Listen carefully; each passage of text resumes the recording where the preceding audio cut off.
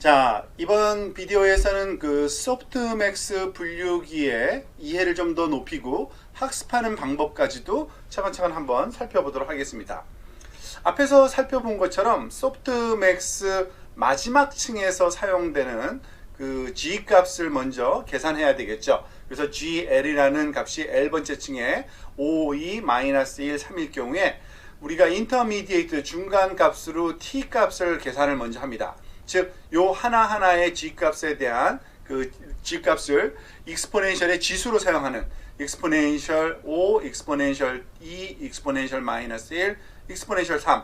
그리고 나서 이것에 그 정규화를 합니다. 즉, 노멀라이제이션을 하죠. 모든 값을 더한 다음에 그것으로 나눠주는. 그래서 이 모든 값의 합이 1이 되도록, 즉, 그 액티베이션 함수의 그 결과값은 AL은 이 G 값을 그 우리가 지금 소프트맥스 함수라는 것에 입력값으로 사용하고요. 그 계산 과정은 이렇습니다.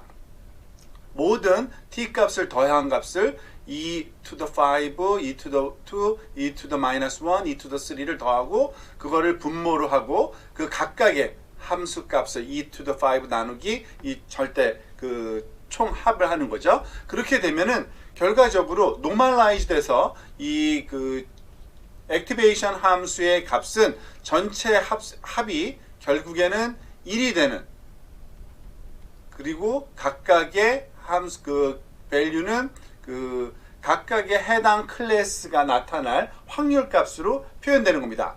그리고 즉 이거는 뭐 C가 4인 경우에 그 해당되는 거였고요. 자, 그리고 이것을 왜 소프트맥스라고 하느냐? 사실은 하드맥스의 그 카운터파트로 사용하는 겁니다. versus 하드맥스. 이 하드맥스는 뭘 나타내는 거냐면은 보통 하나만 1이고 나머지는 다 0인 그런 경우를 하드맥스, 말하자면은 그 함수라고 얘기를 하기 때문에 이 소프트맥스는 그것의 반대적인 그런 의미로서 사용한다고 이해하시면 됩니다. 그리고 앞에서 이미 좀 설명드린 것처럼 소프트맥스 리그레션은요, 그 로지스틱 리그레션의 그러한 일반화라고 볼 수 있습니다. 소프트맥스 리그레션은요, 제너럴라이즈드 한 겁니다.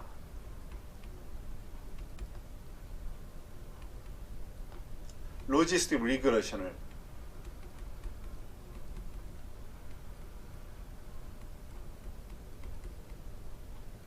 regression to C 클래스. 그러니까 C 클래스로 일반화시킨 게 소프트맥스 리그레션인데 그 얘기는 뭐냐면 만약에요.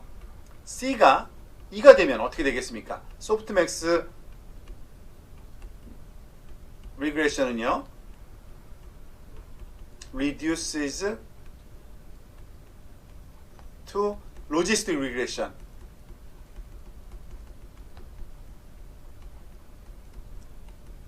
다시 로지스틱 리그레션으로 바뀌는 겁니다. 그래서 결국에는 어떻게 되겠습니까? A의 L이 두 개의 엘리멘트만 갖는, 예를 들어서 0.842와 0.158 이런 식으로 되겠죠. 사실은 두 개가 필요 없을 겁니다. 왜냐하면 항상 합이 1이기 때문에 그 중에 하나는 지워버리고 하나만 써도 결국이 되기 때문에 로지스틱 리그레션에서는 그 출력층 A의 L이 그 1 by 1으로 표현하는 이유가 이 하나만 있어도 나머지는 자동 계산이 되기 때문에 그렇습니다. 자, 이와 같은 그 소프트맥스 결과를 갖는 그 출력층으로 갖는 그러한 뉴럴 네트워크의 그 학습을 위해서는 로스 펑션도 또 정의가 되어야만 됩니다. 자, 그럼 어떠한 로스 펑션이 정의되어야 되는지를 또 살펴보도록 하겠습니다. 자, 예를 들어서 또 y를 우리가 이런 경우라고 한번 볼까요? 0, 1, 0, 0. 여기서 그 1은 두 번째가 우리가 캣이었으니까 캣의 예라고 한번 봅시다. 그런데 이것을 그 훈련 자료를 우리가 가지고서 그 액티베이션 값을 마지막 L층에서의, 즉 다시 말해서 y-햇을 구했을 때 이와 같은 그 값이 나오지 않고 0.3, 0.2, 0.1, 0.4 이런 식으로 나왔다고 한번 가정해 보겠습니다. 역시 C는 4인 클래스이죠. 자, 이럴 경우에 분명히 다르니까 이것에 대한 그 손실 함수를 우리가 로스 펑션을 정의해야 됩니다. 그 소프트맥스의 경우에는 로스 함수를 이런 식으로 정의합니다. y hat과 y의 차이를 나타내는데 마이너스 서메이션 j는 1부터 4까지 그리고 yj 곱하기 로그 yj의 hat 이런 식으로 정의합니다. 즉 이 내용을 가만히 보면요, 이 yi 값, 요 하나하나의 값이 사용되는데 지금 그 y1과 y3와 y4, 즉 y1 equal y3 equal y4는 다 0이죠. 그러니까 나머지는 다 지워지고 하나만 살아남습니다. 결과적으로 이 계산을 해보면요, 어떤 식이 나오냐면 마이너스 y2만 1이니까요, 그죠? y2 로그 y2 hat, 즉 이 얘기는 다시 말하면 y 로그, 죄송합니다, 이걸 좀 지우고 할까요? y2 로그 y2의 hat, 요거 즉 이 우리가 타겟으로 삼는 그 대상의 그 확률값의 로그값, 그것에 마이너스 취한 이 값이 결과적으로는 손실함수에 해당됩니다. 우리가 손실함수를 최소화시키는 게 목적이거든요. 그 얘기는 뭐냐면 이거를 최소화시키려면 이 로그 안에 있는 값이 최대가 되어야 됩니다. 즉 이 얘기는 뭐냐면 make y2 hat을 그 가장 그 as big as possible, 그죠? 이것을 가장 크게 하면 좋은 건데 이것을 어떻게 가장 큰 그 확률 값은 뭘까요? 1이죠. 최대 값이 1입니다. 이것을 그 우리가 1의 값으로 만들어주는 게 가장 크게 만들 수 있는 방법인데 그 얘기는 뭐냐면 y가 1인 경우니까 y2가요. 그리고 y hat도 2도 1로 만들어주면은 결국에는 우리가 원하는 로스 펑션을 가장 작게 만드는 그러한 결과를 낳게 된다고 보시면 됩니다. 그리고 이와 같은 것은 하나의 그 트레이닝 자료에 대한 거고요. 결국에는 어떠한 그 비용 함수를 우리가 최소화시켜야 되냐면 좀 더 제너럴라이즈 코스트 펑션으로 쓰면요, JW 뭐 제로, 그죠? 아니 W1부터 시작이겠죠. B1 해가지고 뭐 레이어 개수만큼 나오는 텐데 이거는 1 over M summation loss function Y i번째 훈련 자료 hat과 Y i번째 훈련 자료의 레이블의 그 소위 함수로 우리가 이것을 그 주어지는 거고요. i는 당연히 1부터 m까지 모든 훈련 자료에 대해서 더해주는 이러한 그 형태를 띠게 될 겁니다. 자, 더군다나 우리가 결국에는 그 모든 그 훈련 자료에 대해서 해야 되기 때문에 그 좀 더 그 포멀하게 쓰면은 벡터라이제이션이 또 수행되어야 되죠. 그래서 벡터라이제이션 된 결과를 한번 또 생각을 해볼 필요가 있는데요. 즉 y의 그 대문자로 이렇게 그 쓰면은요, 우리가 그 주어진 훈련 자료의 레이블에 그러한 그 벡터라이즈드 된 버전은 각각의 y 레이블 y1, 그죠? 그리고 y2 그것들을 이렇게 수평적으로 y의 m개가 훈련 자료를 주어질 테니까요. 그리고 이것을 그 행렬 형식으로 직접 표현해 보면 이런 모양을 가질 겁니다. 즉 예를 들어서 0100 그 고양이 경우에는요, 그 다음에 dog가 있으면 00102고요. 그리고 뭐 나머지 아무것도 아니면 1000 등등등 해서 그 결국엔 사이즈는 4xm짜리 행렬이 만들어지는 거고요. 그 레이블 매트릭스는, 그리고 우리가 그 추정한 그 y hat 매트릭스는 역시 똑같은 형태를 띌 겁니다. y1의 그 추정치, 그리고 y2의 추정치 등등등 해서 y의 m의 추정치까지 얻게 되고요. 이것도 행렬식으로 표현을 하게 되면은 이때는 그 실수값으로 주어지는 거죠. 왜냐하면은 우리가 예측할 때는 이런 값으로 주니까 0.3, 0.2, 0.1, 0.5 등등등 해가지고 이것 또한 똑같은 4x m 사이즈의 그런 행렬 형태로 주어지게 될 겁니다. 자, 이와 같이 그 추정치가 있고 그러니까 그것을 가지고서 그 소위 로스 함수도 정의가 됐으니까 이게 백프로퍼게이션을 통해서 그라디언트 디센트를 수행하면은 되겠죠. 자, 그 내용까지도 한번 살펴보도록 하겠습니다.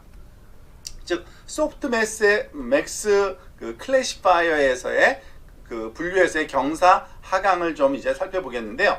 우리가 해야 할 거는 그 forward processing이 당연히 돼야겠죠. 이 X에서 forward processing 돼서 마지막에 last layer에서의 값을 우리가 추정해야 됩니다. 그죠? 이것은 GL이라고 우리가 표시를 했죠. 이 친구를 가지고서 그 액티베이션 함수값 A의 L을 구하게 되는 거고요. 이 친구는 다시 말해서 Y의 해시라고도 표현하는데 얘를 가지고 무슨 또 값을 계산합니까? 로스 펑션을 가지고서 Y 햇과 Y의 그러한 그 오차를 구하게 되는 겁니다. 이것의 사이즈는 당연히 4x1짜리 이런 사이즈가 될 거고요. 자, 그렇게 G값, 그러니까 액티베이션 값, 그러니까 로스 함수까지 구하고 나면은 다시 백프로퍼게이션을 통해서 우리가 그 소위 그레디언트 값을 구해야 됩니다. 그럴 때 쓰는 프롭을 할 때, 백프롭을 할 때 이 마지막에서 처음 그 한 번에 그 DG라는 값만 구하면 되겠을 겁니다. 그 나머지는 계속 연쇄적으로 구할 수 있기 때문에 그런데요. 즉 L번째 층에서의 그 G에 대한 그라디언트 값은 아주 간단합니다. 여러분들이 데리베이션 해도 되는데 결과를 보면은 y hat 마이너스 y가 바로 이 값에 해당되고요. 이것은 당연히 똑같은 사이즈겠죠. 4x1입니다. 당연히 DG는 G의 사이즈와 똑같아야 돼요. 그리고 이거는 당연히 우리가 앞에서 늘 해왔던 것처럼 파셜 D 오버 그 소위 전체 비용 함수 코스트 펑션 오버 파셜 D G의 그 L번째 층의 G값에 대한 미분이라고 우리가 생각하면 되고요. 이 내용은 그 forward propagation 후에 back propagation, 즉 forward propagation이 먼저 쭉 진행이 돼야 되고요. 그리고 그것을 가지고서 또 이제 back propagation, 붉은색으로 다시 또 이런 식으로 우리가 진행하면 되는데 그 첫 번째 그 엘리멘트 값으로 우리가 DGL을 사용하면 되는 겁니다. 자, 그리고 그 우리가 해왔던 앞에서 했던 그 모든 그 소위 과정을 그대로 하면 되긴 되는데요. 앞으로는 그 프레임워크라는 거를 또 사용할 겁니다.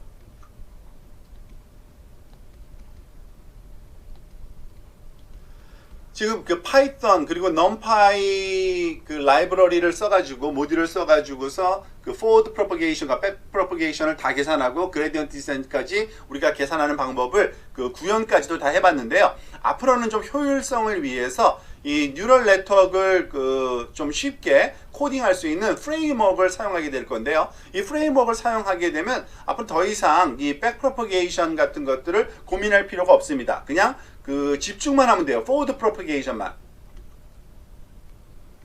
forward propagation. 왜냐하면 forward propagation만 그 formulation 하고 나면은 자동적으로 back propagation이 그 계산이 그 제공이 되고 있습니다. 왜냐하면은 우리가 그 컴퓨테이셔널 그래프 상에서 백프로퍼게이션을 그 연산을 구하는 방법이 자동적으로 그 소위 코딩이 가능하거든요. 그래서 백프로퍼게이션은 앞으로는 더 이상 걱정하지 말고요. forward propagation만 포커싱을 해서 잘 포뮬레이션하고 프레임워크를 써서 코딩하면은 좀 더 복잡한 그러한 그 네트워크의 구성도 아주 쉽게 우리가 학습시킬 수 있는 그러한 그 환경이 조성됐다고 이해하시면 되겠습니다.